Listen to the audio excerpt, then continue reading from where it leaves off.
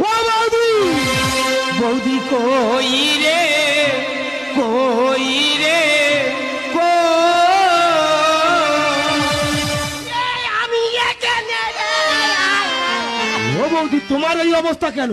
ও ভাই tongue tongue tongue tongue আমার সেইটা মরে গেছে।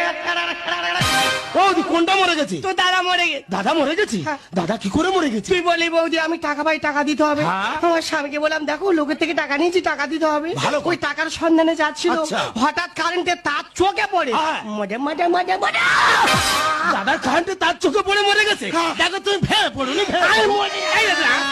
বাবা, আমার কে দায়িত্ব নেবে, কে চুম খাবে? ও বৌদি আমি কি বলি শোনো, মানুষ তো চিরদিন বাঁচে না। আর তাছাড়া দাদা মরে গেছে তা কি হয়েছে, আমি তো আছি। আমার কে সাবান ঘষে দেবে? ধর বাবু।